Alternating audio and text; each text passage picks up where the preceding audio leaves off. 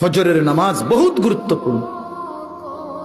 আমাদের নবী সাল্লাল্লাহু আলাইহি সাল্লাম রবিউল আউয়াল মাসের সোমবারে সর্বশেষ উম্মতকে, নবীর সাহাবীদেরকে মসজিদে ফজরের নামাজের সময় দেখে পুরা মসজিদ ভরা দেখে খুশি হয়েছিলেন এবং নবীজি চোখের পানি ফেলে কাঁদছিলেন।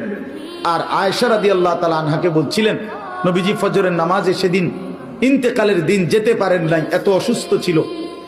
তো হুজরাত থেকে তাকায় তাকায়া দেখছে সাহাবীরা ফজরের নামাজ পড়তেছে, সবাই মসজিদ ভরা। সেদিন নবীজির সোমবার রবিউল আউয়ালে নবীজি চোখের পানি ফেলছিলেন আর বলছিলেন, আয়েশা, আমার 23 বছরের মেহনত সার্থক।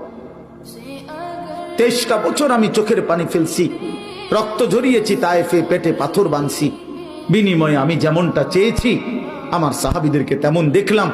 ফজরের ওয়াক্তে মসজিদ ভরা দেখলাম।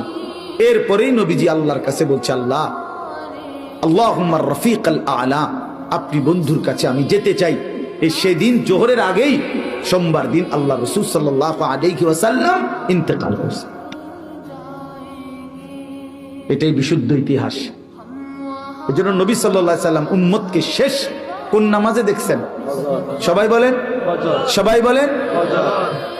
সেই উম্মত যখন আমলনামা নিয়ে নবীর সামনে যাবে আর আল্লাহ রসুলের হাতে নিজের আমলনামা তুলে দিবে, ইয়া রাসূলুল্লাহ, এই যে আমার আমলনামা, আপনি আমার জন্য একটু সুপারিশ করেন।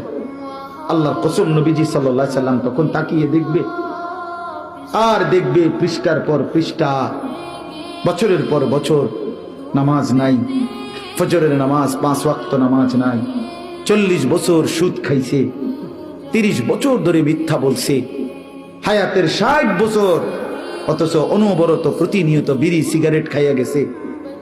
60 বছর বয়স, চা দোকানে আড্ডা দিছে, নাটক সিনেমা নর্তকীর ছবি দেখছে, কথায় কথায় মিথ্যা বলছে, গালিগালাজ করছে।